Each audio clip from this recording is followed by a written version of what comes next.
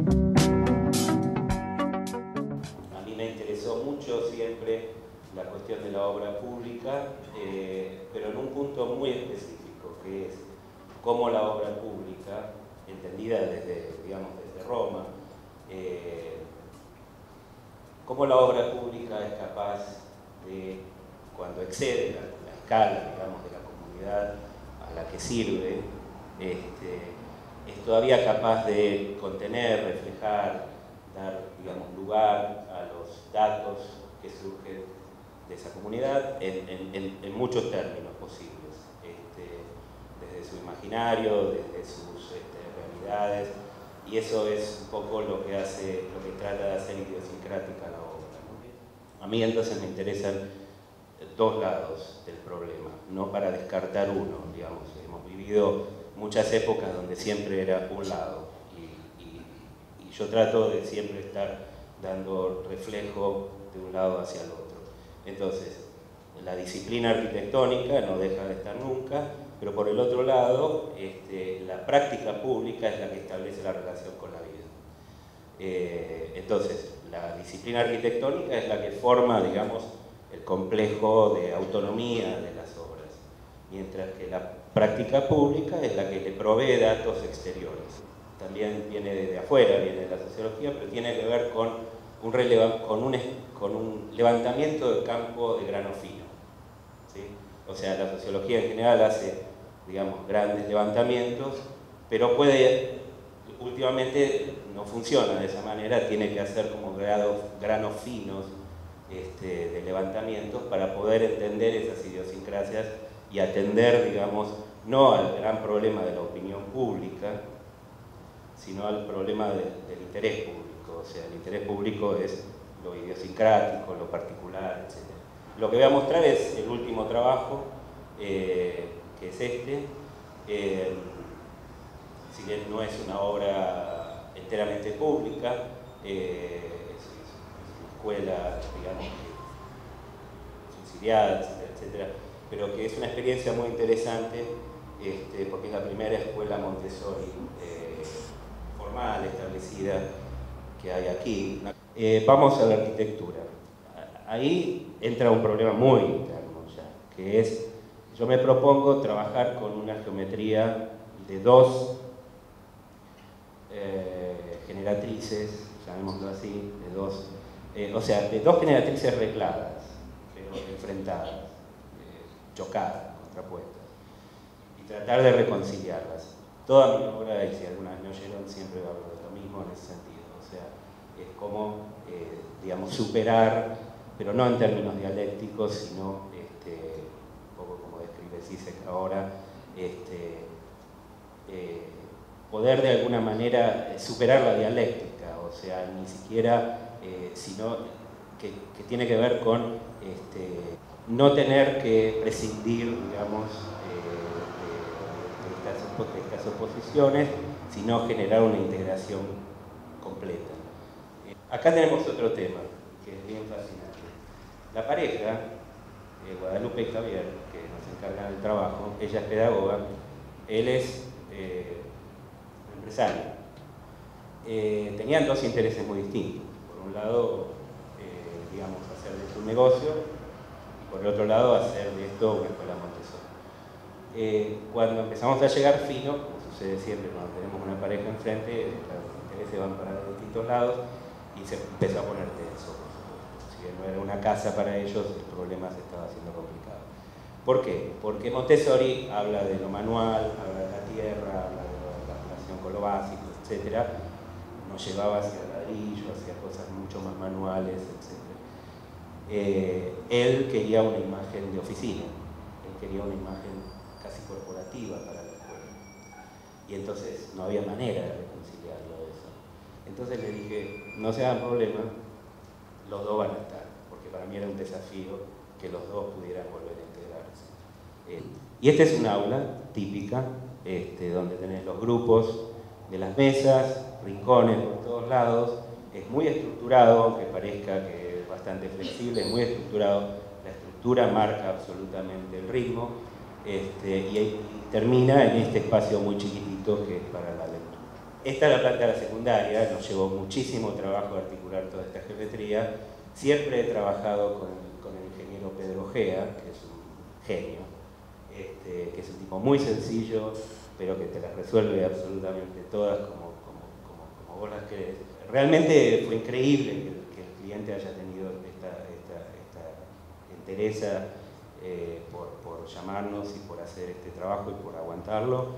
Pero bueno, no se le puede pedir demasiado, o sea, llegó un momento no lo aguantó más. Una vez que terminamos de explicar todas las empresas y pudimos contratar la estructura, se empezó la estructura, pero acordamos con el cliente separarnos. Con lo cual, a partir de ahí nos entregamos a la bondad divina y hace 2 días fui a visitarlo.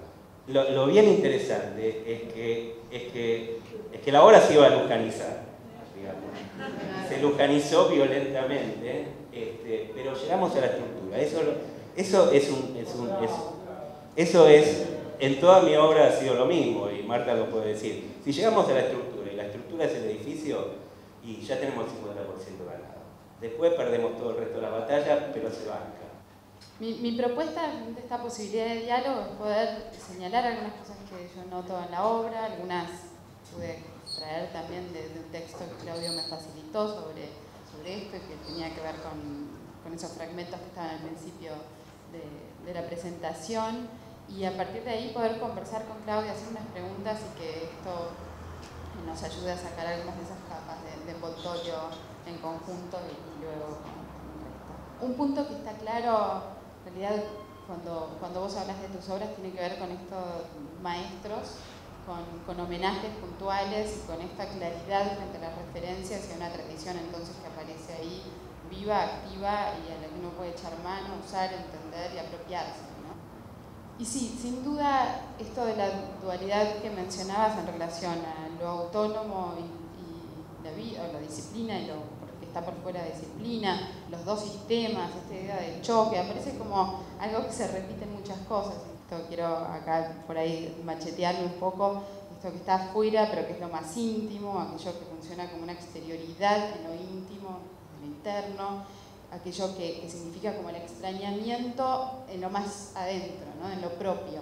Aparece ese extrañamiento de lo de adentro, de lo de muy adentro, de algún modo empujando el proyecto y haciéndose presente de un modo que me resulta interesante. Que particularmente en este caso quizá hay algo también hiperestimulante para los niños, que no sé si tiene que ver con el Montessori, esta idea de que todo sea distinto también.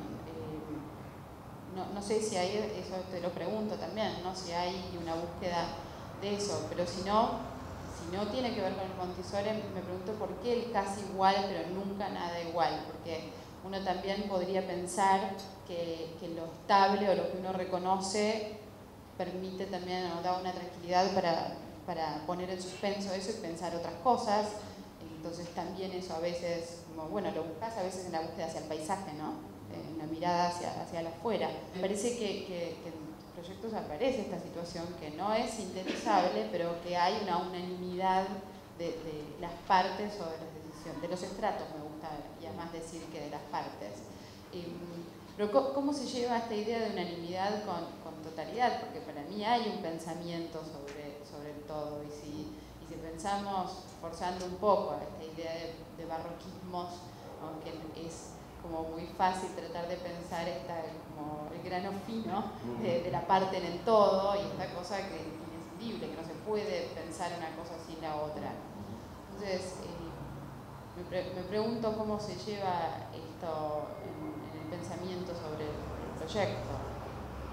Si hay algunos estratos que se independizan completamente, porque el señor, digamos, Javier decide comprar puertas placa, está bien, porque es uno más, ¿entendés? Y entonces encuentran su lugar.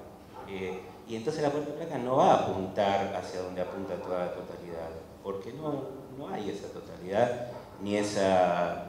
Bien, la idea de unanimidad pareciera una cosa un poquito más sofisticada que la idea de unidad, ¿no? O sea, la idea de unidad restringe todas las partes y las disciplinas, digamos, a que hagan todo lo mismo. La idea de unanimidad, sí, está bien, vamos todos a construir algo que va en ese sentido. Me parece que todavía con mi obra yo trataría de que no suceda. Yo trataría... Sí, la unanimidad. Yo prefería la simultaneidad, porque en la simultaneidad todavía cada cual un poco hace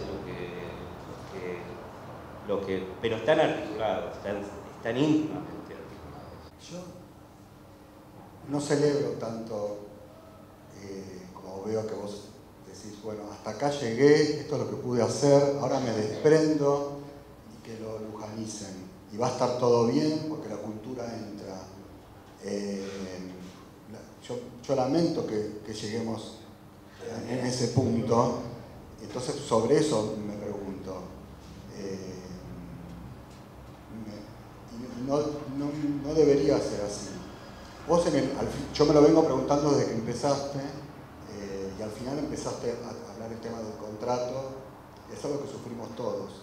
Pero el tipo de arquitectura que vos haces es mucho más notorio porque es mucho más compleja y hay mucha más dificultad. La pregunta concreta es, porque la estructura, vos te conformás con el 50% y con unas estrategias generales y por ahí no con la materialización concreta sobre el detalle y sobre la pared y el muro y el color y la puerta y todo lo otro que venía atrás.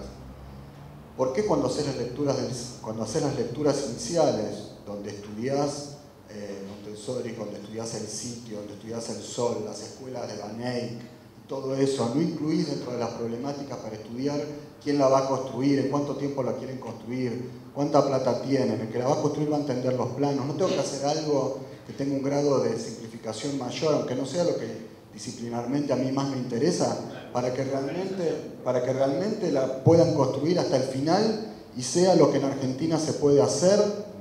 Porque por el contrario decís, me quedo con este proyecto que es lo que yo haría, pero finalmente ellos hicieron la mitad de mi proyecto. No puedo más que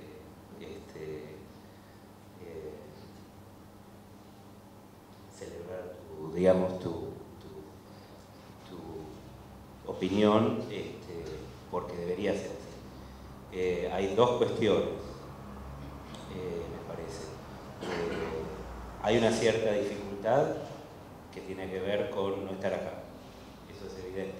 Hay una cierta dificultad respecto de la posibilidad de ser absolutamente consecuente con ese tipo de cosas al no poder estar día a día sobre la situación. Eso es así. No es una justificación. Lo que pasa es que la incertidumbre con la que se plantean los proyectos, y más un proyecto de este tipo, hace prácticamente imposible saber quién la va a construir, hace imposible saber cuál es el presupuesto, porque no te lo dicen, hace imposible saber en cuánto tiempo. Todas son variables que van apareciendo muy lentamente porque no es un cliente que está acostumbrado a construir, es la primera vez que construye, salvo alguna cosa que hizo por su cuenta, que fue la escuela anterior. Me encantaría poder haber previsto ese tipo de cosas. Porque era el material que tenía. Yo sé que era el material que tenía, pero no era un material explícito. ¿Okay? Cuando el cliente viene y te dice, yo quiero diseño, no importa qué,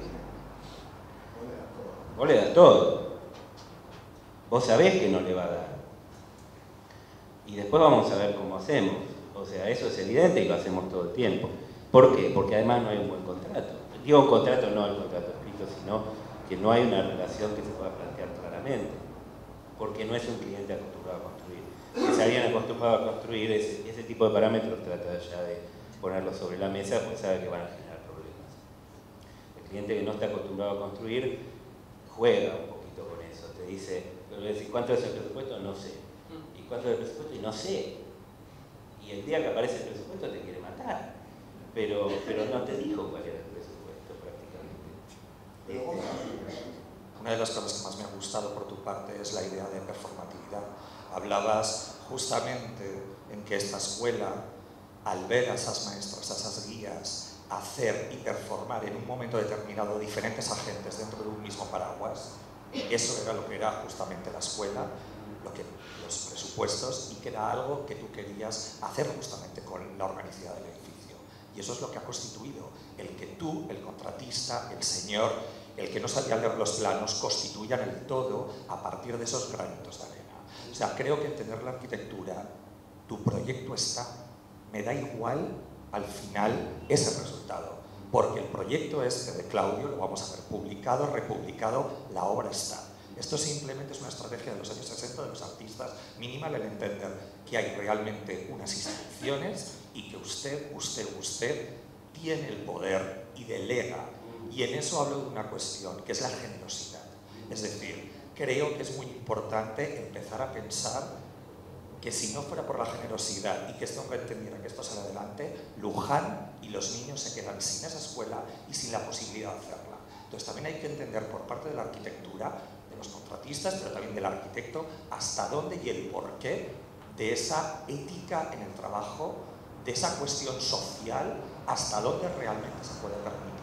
Y creo que el ejemplo de Claudio, o sea, me parece chapeau, y que debería de ser un ejemplo que realmente, es decir, del mismo modo que Donald Judd o cualquier artista decía son unos cajones de 4x4 hechos en cualquier fábrica, algunos son de un cobre más rosáceo, el otro es más tirando amarillo, pero al final es la obra de Donald Judd y al final es la obra de usted, porque sobre eso hay una estructura, hay un pensamiento, hay una práctica y se ve sobre todo en la geometría que constituye la obra misma y que está, esa es la obra del arquitecto. Me da igual, al final, no es que me da igual, sino al final hay una idea de generosidad, no es de traducción, porque hay un trabajo muy preciso del arquitecto con quién lo va a construir para generar realmente lo más aproximado, pero creo que hay que pensar muchas veces en eso. Es decir, si tuviéramos, y más de lo que tú dices, América Latina, si tuviéramos todos los presupuestos del mundo, si tuviéramos carta blanca, entonces creo que hay que readaptarse a esa situación y la idea de performatividad de la arquitectura creo que es para estudiarla en ese sentido. En este periodo estaban trabajando mucho con la idea del jardín de infancia como si fuera una pequeña ciudad, porque es uno de los primeros lugares a donde los nenes se van después de su casa. Y quería pedirte si en tu obra usaste esta jerarquía que es tan fuerte en los proyectos de los dos. Y la otra es porque sé que la materialidad es muy importante por María Montessori, en general para la psicología evolutiva de los nenes. Y entonces si en tu proyecto pensaste en una materialidad que no es solo un material, sino si algo es lacio, rígido, frío, con calor. Y aparte de eso, si estás contento con cómo está hoy la obra terminada. Y la última, en serio, es como si leíste algo sobre Rudolf Steiner, que es otro pedagogista, no sé si es así. Y por ejemplo, si tu proyecto se abre tanto a los espacios abiertos, porque hay unos ejemplos en Alemania de estos jardines a donde los nenes siempre viven afuera, en invierno, otoño, no importa nada, y solo se pasan como el tiempo necesario en Rudolf Steiner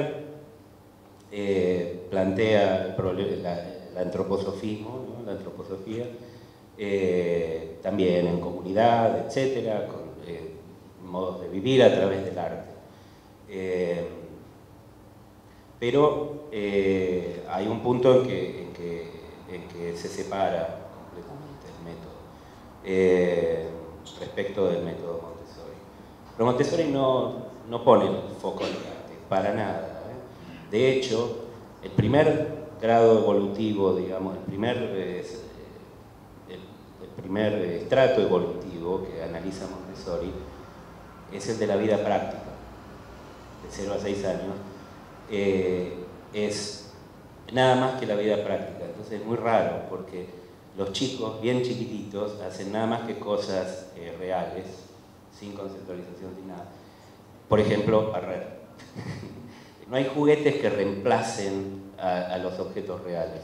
Tienen que ser los objetos reales. pero es todo muy real, es absolutamente real, lo cual es interesante. Después, una vez que el pensamiento abstracto puede empezar a entrar, entra, y después cuando el pensamiento social puede entrar, que es el grado más elevado, entra. Todo Steiner es muy distinto, pues todo siguiendo la línea del arte. A partir de este encargo, yo puse a todos mis alumnos durante ya 3 años a estudiar pedagogía y educación. Hicimos muchos experimentos con distintos problemas, y este año analizamos el problema de la materialidad, que es bien difícil, porque la materialidad en la arquitectura es muy limitada. Es muy limitada. Entonces, ¿viste? ¿Qué le pones? Un piso de goma? Fantástico, es caro. Nosotros habíamos propuesto pisos de goma, por supuesto, tela y qué sé yo, pero es muy limitada la paleta. Cuando tenés más control, podés experimentar un poquito más. Nosotros este año experimentamos con inflables en Arizona. No podemos tan fácilmente. Podría ser, pero si tenés un control más directo, si estás en la obra. Si sos el director de obra de Luján. Pero no puedo ser el director de obra de Luján y enseñar en Arizona al mismo tiempo. Lo intenté, pero no salió. En ese sentido, viste, lo lamento. No pude. Bueno, el tema que toqué el año pasado con los alumnos justamente fue la escuela como ciudad. Que era la idea de Herzberger, muy amplia y muy interesante. O sea, la escuela como mini ciudad de relaciones, ¿no? Donde todas las relaciones se ven, está la plaza pública, etcétera, etcétera, en un ambiente controlado, obviamente, ¿no? Por supuesto, traté de ponerlo lo más que pude acá, tratando de generar una cosa bastante, si se quiere, cerrada en el espacio del Zoom, no tiene tanto contacto con el exterior, para que se generen esas relaciones de ciudad, pero después cuando estás en el aula se expanden hacia el paisaje, ya no está la ciudad, digamos, ahí, ¿no? La ciudad es el lugar del intercambio y está en ese espacio de llegada. Ah, sí, estaba contento. No estaba contento hasta el lunes, y me voy muy contento por todo esto que conversamos recién. Me gustó mucho la idea de generosidad, y nosotros nos cuesta muchísimo, más allá de que estamos dando todo el tiempo como arquitectos, nos cuesta muchísimo este asunto de que nos terminen mal la obra. Pero nos cuesta horrores. Me parece que es un drama moderno también ese, ¿no? Y es bastante poco moderno si se piensa, ¿no? O sea, creo que la arquitectura en ese sentido no logró desprenderse de ese problema, a pesar de la modernidad y a pesar de hacer saltar, digamos, la disciplina por el aire, no logramos desprendernos de que tiene que haber un sillón Barcelona en el espacio. Me importa 3 comidos el sillón Barcelona en el espacio. Eran de plástico las que vimos. No pasa nada. Y si se publica así, está fenómeno. O sea, no. Porque también está la otra, ¿no? ¿Y cómo haces? ¿La publicar? ¿Te vas a photoshopear todo? No, es lo que supimos conseguir.